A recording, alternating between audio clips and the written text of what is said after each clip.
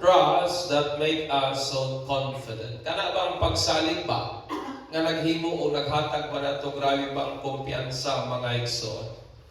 Ato ang text makita nato in the book of Isaiah chapter 36 down to 37. So kung inyo nang basahon, mukod siya magitag mga pila ka minuto. So for the purpose of time, so may mga highlights na lang akong ipangkuha mga igsoon. Apan hinupay ka na sa kinabuhi sa Judah, anong panahon na nagatubang sila o hilabihan ka lisod nga sitwasyon mga igsoon. So ano nga panahon na Judah po was under the kingship of King Hezekiah. O sumala sa akong ikaingon, nagatubang sila o halisod kaayong situation. Tungod kay ana nga panahon, they are under siege o kana kitang ginaatake sila sa ikaduhang higayon ni hari nga Sennacherib, hari sa Assyria. Ngani nga panahon mo ang pinaka-damhanan, pinaka-powerful o pinaka-ginakahandukan nga nasod mga igsoon. So sa ilahang panahon ay sila mag-atake o magsulong sa gera, mag-send na sila o mga messenger. Mag-send na sila o kanabitang tigdalang mensahe, either muhatag ba o kana ba ang agreement kung surrender ka pero dili ala ka ilagib kang atakihon mga igsoon. So ang gibuhat ni Sennacherib, nagpadala siya ang mensahe ngadto sa mga katawhan po sa Ginoo and the nation of Judah. O ang iyang statement nagkanayon ingon siya, this is what the great king of Assyria says. What are you trusting in that make you so confident? Ingon niya, unsa man ang inyong ginasaligan nga naghimo ninyong sobra ka kumpiyansa? What are you so confident? What are you trusting in that makes you so confident? Gisundan tayo sa mga statement nga ang iyang aim pag-demolish o pagbungkag ba sa ilahang pagsalig. Pinaagi sa pag-encourage o discouragement. Pinaagi sa pag-aghat na sila madiskurahi sa pagsalig sa Ginoo. Pinaagi sa pag-aghat na madiskurahi sila o butput nga gubaon ni Sennacherib ang integrity po ni King Hezekiah at this time aron nga mga tao mubatok o dili mo suporta niya. And then sa paggibuhat ni Sennacherib so that the people mga igsoon ma-confuse po sa ilang faith. I-confuse po, ilibog po ni Hezekiah ang ilang faith aron nga mo-give up sila o mo-give in sila sa iyahang third. And then, para po nga ma-discourage sila sa pagsalig o paglaom ba sa kung sa man ang nasa leadership po ni King Hezekiah ani nga maong panahon. Nasayon si Sennacherib nga iyahang ma-defeat o iyahang mapili ang Judah sa diyang una sa tanan iyahang ma-abolish, iyahang mabuka o iyahang ma-ruin o maguba niya ang tuburan sa ilahang kumpiyansa, ang source sa ilahang confidence, because trust is the very foundation of confidence. Muna nga gusto ni Sennacherib na bungkagon ba ang source sa ilahang kumpiyansa nga bahin ang ilahang pagsalig ganha sa Ginoo. Nasayo si Sennacherib kay kini siya nga tao skilled na ni siya sa panggubatan. Nasayo siya pinagi sa kasinatian, nasayo siya pinagi sa daghan nga gera nga iyang natubang nga nagmadaogon sila. Nasayo siya nga kung iyang mabungka o iyang ma-demolish ang trust sa tao nga nagahatag nila kumpiyansa, mapildig yun sila. Nakuha niyo nga niya? Mapildig yun niya mga igsoon. The defeat of Judah was certain. Ang kapildihan sa Judah, sigurado yun kaayo, ingon pagali si Sennacherib, mialud pagali siya, nga iyahan daw ko nung mga kabayo mas daghan pa kaysa sundalo sa Judah. Diba? Kung imuhang i-compare, ako'y pildigod ang Judah by means of reason. Kaya ingon pa niya, ang among tagkong mo give in mo sa amo ang firm, hatag maghatagad tamog kamayo, pero ang pasiaw, ingon niya, kuwangon pa ang inyong mga katawhan, kay mas daghan ang among kabayo kaysa inyong mga sundalo. In short, certain ang kadaugan ni Sennacherib ani nga panahon, apan wala siya masayod mga igsuon unsay kayang buhaton sa Diyos sa Ginoo sa Juda. Wala siya masayod unsay kayang buhaton sa God of Judah nga eventually iyang yung na himamat ang iyang sudden nga demise, ang iyang kamatayon, ilalom sa kamot sa iyang mga kabataan, kay mao kini ang judgment sa Ginoo sa iyang blasphemous act against God o ingon batok sa mga katawhan nga iya sa Dios. So very discouraging ang situation sa Judah at this time. Pero ang opening statement ni Sennacherib iyang ingon, hain man gikan ang inyong pagsalig o kinsa man ang inyong isaligan nga grabe man inyong kumpiyansahan nga kung atong lantaon mura bag si Pacquiao against Margarito ba nga kung kita'y paistoryahon di yun ni kadawag si Pacquiao kay gamay kayo di bis paglawas dahil si Margarito dako kayo taas ingon ta pildigin di ba. So ingana gihapon ang sitwasyon nila mga igsoon. Pero sa diyang atong itunan ng chapter 35 and 37 sa Isaiah, may mga pipilang butang atong nakita, mga essential truths. Kabayin sa atong pagsalig sa Ginoo, nga nagahimo nato nga kumpiyansa kayo sa nga tanan. Nagahatag nato hilabihan nga kumpiyansa mga igsoon. Una, mao kini, that God is alive and just. And verse 1 down to 13. In 37, akong basahon, and 4, ako naman lang nang himay-himay. But perhaps the Lord your God has heard Assyrian chief of staff, sent by the king to defy the living God. So nagpadala si Sennacherib o tao niya para nga i-defy ang buhing na Diyos, manahingan nila. And will punish him for his word, o pray for those of us who are left. And then, ang bagtang ato sa size, the prophet replied, say to your master, this is what the Lord says. Do not be disturbed by this blasphemous speech against me from the Assyrian king's messenger. 7 saying, listen, I myself will move against him.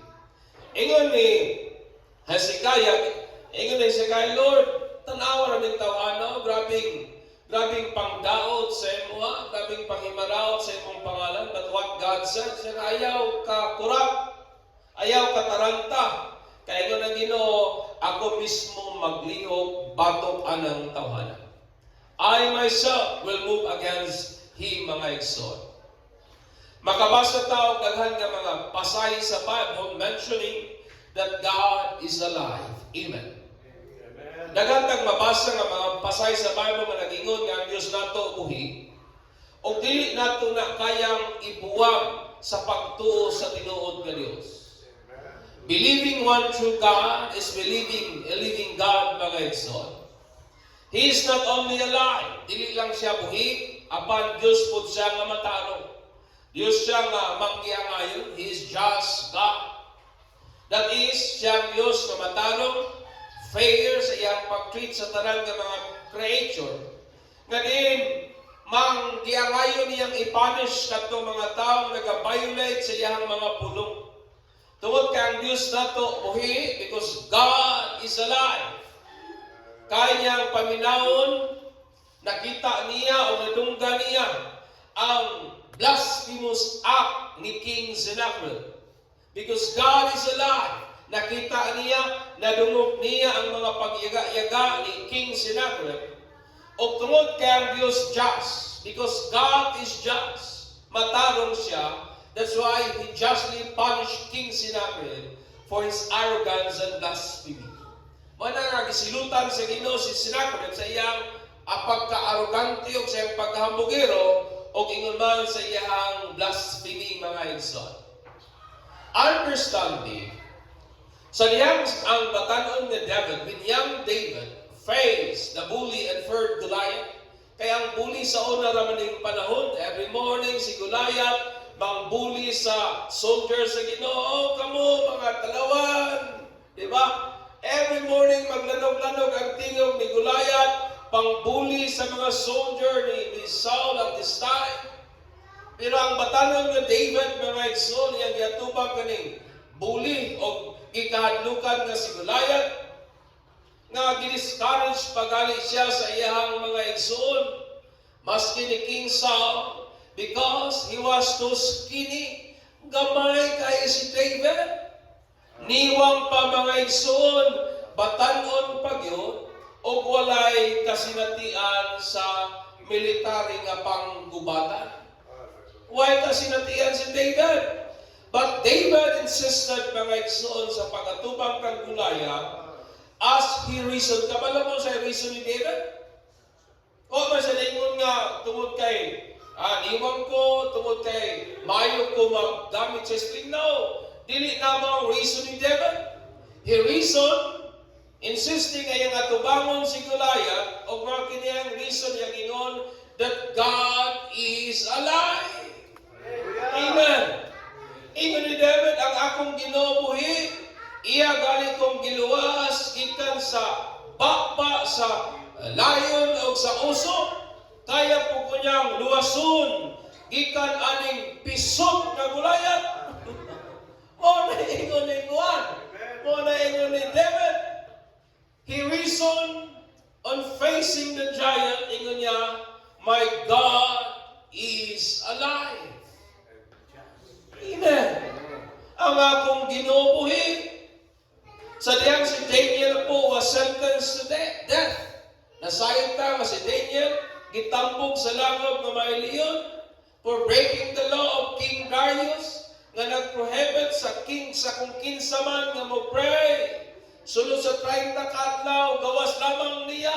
That was a royal decree. Nga sulod sa isang bulan, kung maambog mo lahi nga Diyos, punishable by death. O ang punish, dili electric chair, dili lethal injection, kung dili ipakaon ka sa kanangkuan, leon nga nagmulog, leon nga gigugtong mga igsoon. So si Daniel was sentenced to death. Kaya nasakpan man, iwapan po siya magtago-tago lagi. Daniel was thrown into the lion's den. Gitambog siya sa langob nga puno sa leon. But sa iyong buntag, ato sa iyahang iyang amigo, Daniel, buhi pa ba ka? Kabalo mo sa itubang ni Daniel, yes, buhi pa ko. Because my God is alive. O iyang itakom ang bakba sa mga leon. Amen. Because my God is alive. Amen. Hallelujah. You know, what is God if He is alive but not just? Unsa man ang Ginoo kung buhi siya pero dili pod magiangayon? Unsa man ang Ginoo kung buhi siya pero dili pod siya fair, dili pod siya righteous, mga igsoon? Hezekiah never give in to King Sennacherib mind tactics, kasi po ang strategy ni Sennacherib is to discourage the people of God by throwing them into confusion. Paghatag pag mga pulong makapadiskurahe ba? Ingon niya, kamo, gamay rin kayo mo, mas daghan bagong kabayo. Ingon niya, mga matay na yun mo. Kaya katong mga Diyos gali sa banya nasod, wa gali makabatok na ako, gipangpo gali na ako to. Ingon pa niya, nang kinsa man ang inyong Diyos that can stood or that can stand against me. Pangdiskurahe lang yun ang intent ni Sennacherib, mga igsoon. And manang yung mind tactics. Pero si Hezekiah, wala yun may give in sa maong pamaagi ni Sennacherib. Tungod kay sigurado siya o nasayod siya ng iyang ginubuhi o manggiangayon. Because he know for certain that God is alive and just. Ng iyang ginubuhi o manggiangayon o matarong, kansang iyang gibutang ang iyang pagsalig, nga naghatag niya kumpiyansa sa pag-atubang sa dako nga bawo, sa dako nga kanang crowd sa kasundaluhan ni Sennacherib. It gave him so much confidence. Naghatag niya hilabihan na kumpiyansa kay nasayod siya for sure that his God is alive. O ang iyang Dios mga igsoon, manggiangayon just nga Dios, nga dili magpakahilom sa mga blasphemous act ni Sennacherib, batok kanila o batok sa Ginoo. That's why niya kumpiyansa gid kay siya. Amen. God is alive and is just mga igsoon. Ikaduha, nga butang naghatag niya kumpiyansa because God alone is the only God. Mo na yung ingon. Nga ang Ginoo lamang gayon mo gyoy matuod og bugtong nga Dios. In verse 14, ambag talaga sa 18 sa Isaiah, it is true that the king of Assyria have destroyed all this nation. Mo ni ang argumentation ni Kuan ni Hezekiah as he prayed ngadto sa Ginoo, that he have thrown the gods, mga gagmay nga Dios, of this nation into fire and burned them. Inya nga tinuod Ginoo nga na iyang ipang buntog kadtong mga uban mga kanasuran, apil ang ilang mga Ginoo og iya pagaling ni pang sugnod. Wala ingon ni Hezekiah. But of course, the Assyrian could destroy them. But sa ingon ni Hezekiah, normal nga iya tong mabuntog nga naman.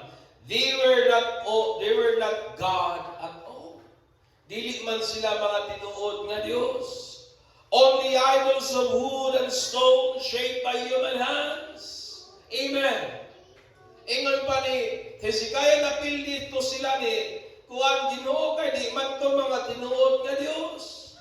Mga larawan man lang to inukit sa kamot sa tao. In 20, now Lord our God, rescue us from His power, then all the kingdoms of the earth will know that you alone, O Lord, are God. Amen.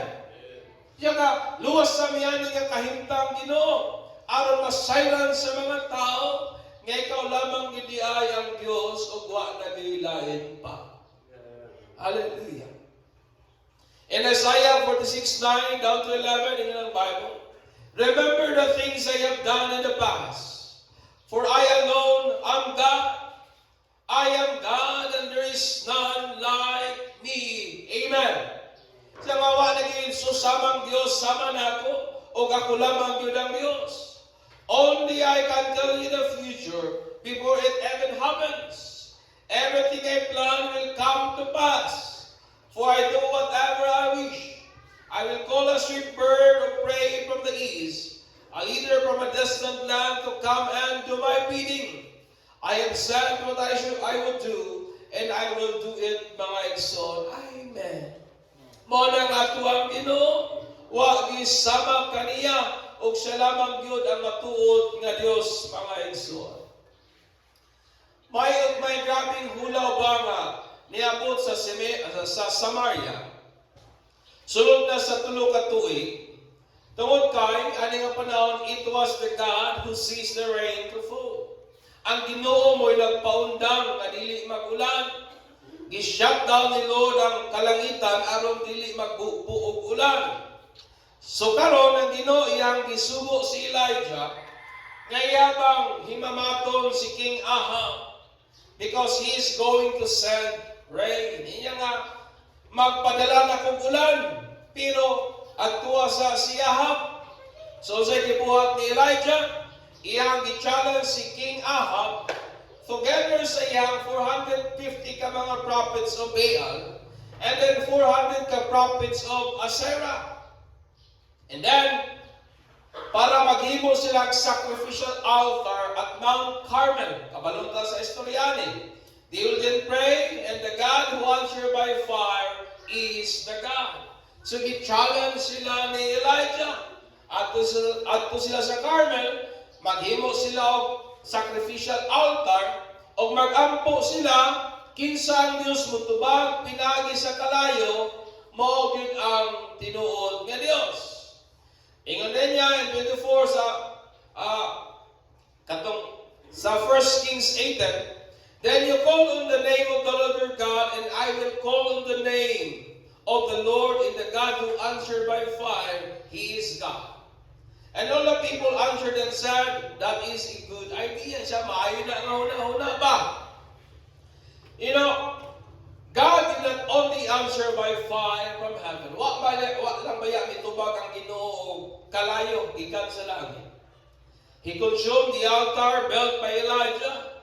God also sent rain according to His word. Amen. Nagpadala pa ilang ginuulan sumala sa yahang mga pulong. Sugat pa kaniadto mga igsoon sa ancient na time. Okay, naman sa beginning po sa civilization. Ang mga tao kanunay yun na nag-ascribe sa higher power. Kanunay na nagapahinungod sa kung kinsa man ang higher power nga ilang ginaduulan for blessing. Nagaduol sila o for guidance, protection, kadaugan, etc. Mawito na makakita ka, matakultura na ang mga shaman, di ba? Na yung mga priest, nga duulan o na yung mga spiritual advisor, duulan sa mga tao, seeking for blessing, guidance, protection, victory, etc. Tungod kay kini nga klase nga intuition, innate na ni sa atong human nga DNA. It means naa na gyud ni nato ba og na gyud na mawala. And in the process of time, sa dagan po sa panahon, na-develop ka na into much sophisticated ideas or image of gods and goddesses. Muna nga, tungod kay gusto lagi ang tao o certain na imahe nga i-ascribe niya dito ang protection.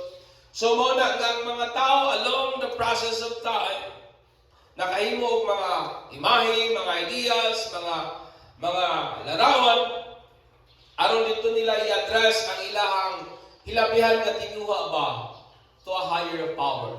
Namurag makaduol sila sa gamhanan kung kinsa man ang ilahang ginaduulan. Hezekiah po reasoned with God why Sennacherib was able to destroy other nation. Ang reason po ni Hezekiah, because they are made of human hands. Amen. Ingon ni Hezekiah, Lord, napildi raman to sila. Kay mga larawan, inukit man lang to sa kamot sa tao. But not the God of Judah, for He alone is God. Dili ang Diyos sa Judah, kaysa lang yun ang matuod nga Diyos. And there will be no other God before and after Him. Wala naging lain pang Diyos. Wala naging maabutay pang Diyos. Because He is the God na wag kay sinugdanan o wala kay katapusan mga igsoon. Kini nga kamatuoran naghatag kang Hezekiah sa pagsalig ngadto sa iyang Ginoo nga naghimo niyang grabe ka kumpiyansa. Ingon niya, kami dili gud mi mabuntog ug dili gud mi mapildi. Because my God alone is God. Amen. Ang akong Ginoo, mo lang yun ang tinuod nga Dios. Kadto sila napildi kay di man to tinuod ilang Ginoo. Kadto nga mga nasod napildi to ni Sennacherib because their God is made out of stones, made out of wood, made out of trees, mga igsoon. But ingin niya, apan ang akong Ginoo, di kini kayang puntugon ni Hezekiah, ay ni Sennacherib, because my God alone is the only God. Amen. Like Hezekiah, mga igsoon, knowing and being certain sa kamatuoran nga atong Ginoo mao lang gud ang tinuod nga Dios. Kansa atong ibutang ang atong pagsalig, maghatag natong hilabihan nga kumpiyansa sa kung unsa man ang atong ginatubang nga mga battles sa kinabuhi. Amen. Ang kanta nato nagingon, be still and know that He is our God. Amen. Stillness comes from knowing the God nga atong gialagaran, the God nga atong ginasimba, mga igsoon. Hallelujah. Ikatulo, that God is able to defend the honor of His name. Nga kayang panaligtan sa Ginoo ang dungugpa sa iyang pangalan. And verse 35, ingnya, for my own honor and for the sake of my servant David, I will defend this city and protect it. Siya para sa akong kadunganan, o para sa akong anak, akong servant nga si David, akong panalipdan kining maong syudara o ako gyud ning protection. And First Chronicles 17:11-14. Mao kini ang covenant ni Lord kang David. And it shall come about when your days are fulfilled, that you must go with your father, that I will set up one of your descendants after you, who shall be of your sons, and I will establish his kingdom. He shall build for me a house, and I will establish his throne forever. I will be his father, and he shall be my son. And I will not take my loving kindness away from him, as I took it from him who was before you. But I will settle him in my house and my kingdom forever, and his throne shall be established forever, mga igsoon. Ang Ginoo nadumpa sa iyang pangalan. Tungod kay wa naman gyud laing pangalan nga mas labaw pa kaysa iyang mga igsoon. Sa diyang naghimo siya covenant ngadto sa iyang mga katawhan. Ang Davidic covenant was special siya nga kasamutan tungod kay unconditional kini. Og nagdepende lamang kini sa pagkamatinud-anon sa Ginoo. Og ang covenant sa Ginoo kang David is this, nga ang Messiah magikan gyud sa kaliwatan ni David. Amen. That the Messiah would come in his lineage and in the tribe of Judah.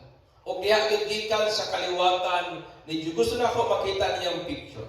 Ang saad sa Ginoo ngadto sa ilaha nga ang Messiah magikan sa kaliwatan ni David. O very specific diha gyud sa tribo ni Judah. Sa tribe po ni Judah. That's why God will not allow Judah to be defeated and annihilated. Amen. Nakuha niyo ang idea? Tungod kay Ginoo may kasabutan, may covenant. So dili tugutan sa Ginoo nga mapuo ning maong kaliwatan. Kay may saad ang Ginoo nga gikan ani nga kaliwatan mugtungha ang manunubos. Mugtungha ang Messiah, mga igsoon. What God is invoking to Hezekiah is that he defend the honor of his name by keeping the Davidic covenant. Nga iyang ginapanalipdan ang dungog sa iyang pangalan. Pinagi sa pagtipig sa iyang kasabutan ngadto kang David, mga igsoon. Amen. Aning maong butanga in the light of the truth that God is able to defend the honor of his name, whom Hezekiah put solely his trust, that made him so confident upon facing insurmountable situation. Aning maong kamatuoran na ba nga ang Diyos di ay iyang panalipdan ang dungog sa iyang pangalan? God always defend the honor of his name. Kansang gibutang ni Hezekiah ang iyang pagsalig o naghatag niya ang hilabihan nga kumpiyansa sa pagatubang aning insurmountable. It means murag imposible ba?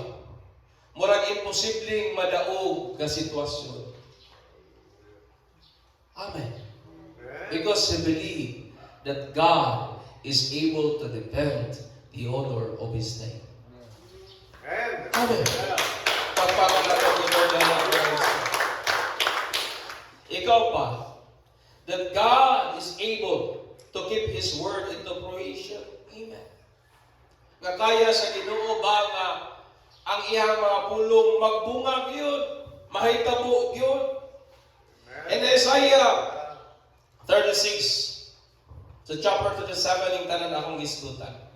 That night, the angel of the Lord went out to the Assyrian camp and killed 185,000 Assyrian soldiers. When the surviving Assyrian woke up the next morning, they found corpses everywhere. Isa kaatakihan sa mga anghel sa Ginoo. 185,000 na namatay, napay na napilin. Pagbata nila, pagkabuntag, daghang mga patay, nakita nila sa palibot mga igsoon. Then King Sennacherib of Assyria broke camp and returned to his own land.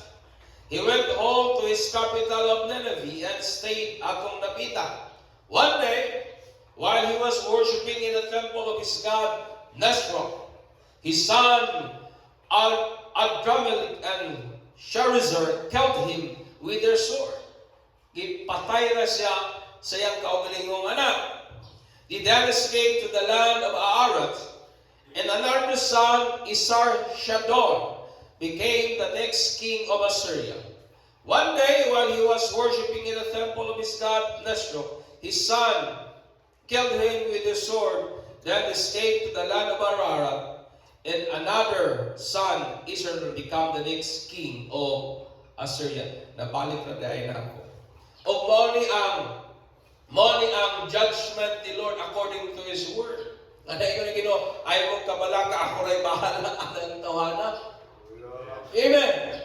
Sa kaya katandog sa iyang blasphemous act, Hezekiah, because I myself will move against that person. Manangingon sa Ginoo. And so nahitabo yun mga igsoon.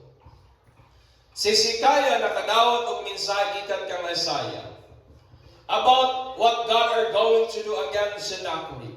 Before pa rin nahitabo, gipamulong na rin daan sa Ginoo. And he never conceded to the threat and blasphemous act and mockery of King Sennacherib. Wala gyud mi give in. Wala gyud mi bigay si Hezekiah sa pagpanghulga, sa pagpangdaot, sa pagpangdiskurahi ni King Sennacherib. Tungod kay nasayod siya that his God is able to make His word into fruition. Amen. Nasayod siya ng iyang Ginoo, kayang buhaton unsay iyahang gipamulong. Ngang giingon sa Ginoo, mahitabo ug mahitabo gyud mga igsoon. So God did exactly what He said against Sennacherib. Gibuhat gyud sa Ginoo, sumala sa iyang gipamulong batok sa hari nga si Sennacherib. Amen. God is able to keep His word into fruition, mga igsoon. Trust is the fundamental of confidence. Amen. Remember po, kung gusto ni Sennacherib i-demolish ang ilahang source sa kumpiyansa nga mo ang ilang pagsalig sa Ginoo. Tungod kinasayad si Sennacherib nga kung ma-demolish niya ang ilahang trust, mawala na sila kumpiyansa. Amen. Mabaya po na sa tuwa, di ba? Kana kitang mawala na kag pagsalig sa imong partner, mawala na kag pagsalig, di ba? Di na kaya ka makakumpiyansa. Mamangkot sa Ginoo. Kung ma-demolish ni Sennacherib ang source sa ilang confidence, nga mo ang ilang pagsalig sa Ginoo, mapildig yun sila. Because trust is the fundamental of confidence. The enemy of our soul knows well that when we have trust issue with God, we can be easily defeated. Nasayod ang yawa nga kung may issue kita sa pagsalig sa Ginoo, dali lang kayo tang pilihon. Amen. Amen. Kung may trust issue ta sa Ginoo, kana bitaw dili gyud kay ta bigay tudo mo salig. Kana bitaw may mga pagduha-duha ta batok sa Dios. Dali lang gyud tang pildihon sa kaaway mga igsoon. Thus, we want to sabotage our trust. Mana gusto gyud niyang gubaon, gusto gyud nang i-demolish, gusto gyud niyang dauton ang atong pagsalig sa Ginoo. When we trust God like King Hezekiah did, it will definitely give and bolster confidence in facing whatever setbacks in life.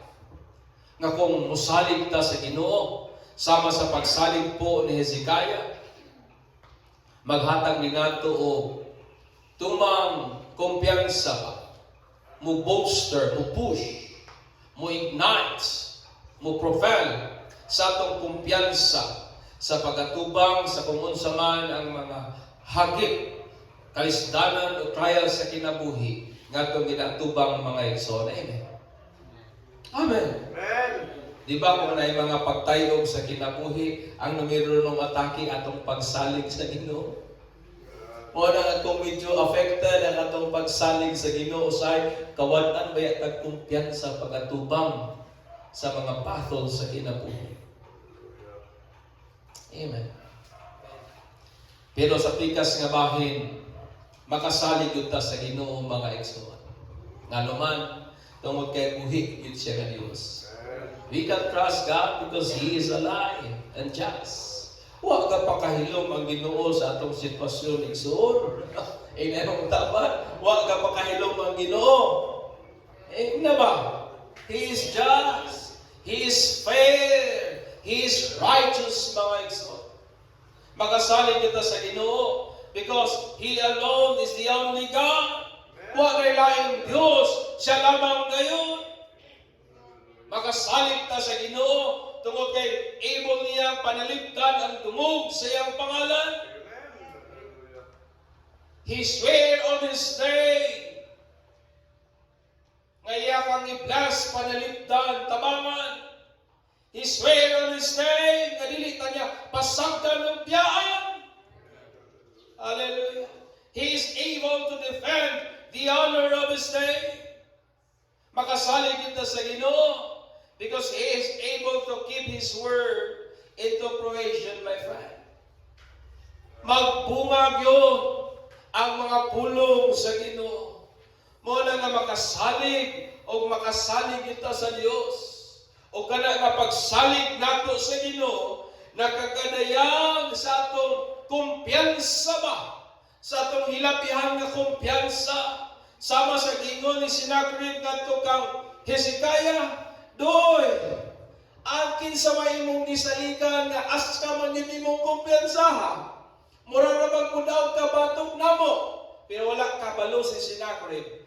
Dataga, kansang gibutangan ni Hezekiah sa iyang pagsalig. Mo ang Diyos nga tinuod. Mo ang Diyos nga gamhanan. Mo ang Diyos nga kasaligan. Mo ang Diyos nga dili ulunga sa pagpanalipod sa iyang mga katauhan. Diyos nga nagatagad sa iyang mga katauhan. Diyos nga iyang ginapanalipdan ang dungog sa iyang pangalan. Diyos na matalong, Diyos na maayo, Diyos na buutan, ug labaw sa tanan, Diyos nga may kasabutan kanatong tanan. Amen. Amen. Hallelujah. Manindog tayo, son, and let us